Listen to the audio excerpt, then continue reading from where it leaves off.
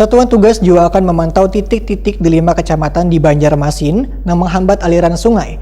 Bagi bangunan beton, maka Satgas sudah menetapkan melalui prosedur nang berpijak pada Perda Nomor 2 Tahun 2007 tentang pengelolaan sungai, menyatakan barang siapa yang membangun di atas sungai, maka sanksi dendanya sebesar 50 juta rupiah kurungan 6 bulan.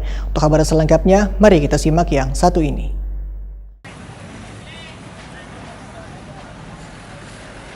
Satuan Tugas Normalisasi Sungai wan Penanggulangan Banjir di Banjarmasin yang diketuai Doyo Bujadi wan terdiri dari aparat TNI, Polri, Satpol PP, Dishub, serta organisasi warga mulai melakukan aksi pertamanya dengan membongkar pangkalan ojek di Jalan Pandu, Banjarmasin Timur yang posisinya menutupi Sungai Jelang Kamarian Rabu 3 Februari 2021.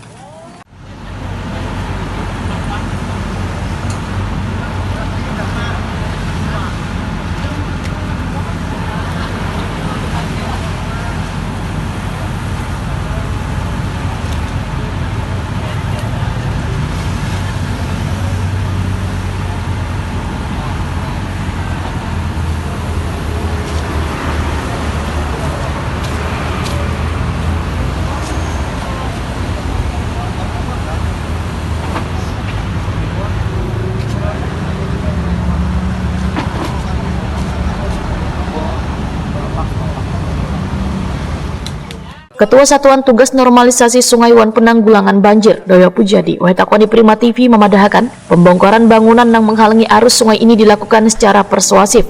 Satuan tugas juga akan memantau titik-titik di 5 kecamatan di Banjarmasin yang menghambat aliran sungai. Bagi bangunan beton, maka Satgas sudah menetapkan melalui prosedur yang berpijak pada Perda Nomor 2 Tahun 2007 tentang pengelolaan sungai, menyatakan barang siapa yang membangun di atas sungai, maka sanksi dendanya sebesar 50 juta rupiah, kurungan 6 bulan. Bila ada bangunan yang bersertifikat, maka Satgas akan mencek perizinannya hingga sampai ke Badan Pertahanan Nasional. Karena bangunan di atas bantaran sungai, ujar Doyo Bujadi, kada boleh memiliki sertifikat karena melanggar peraturan daerah.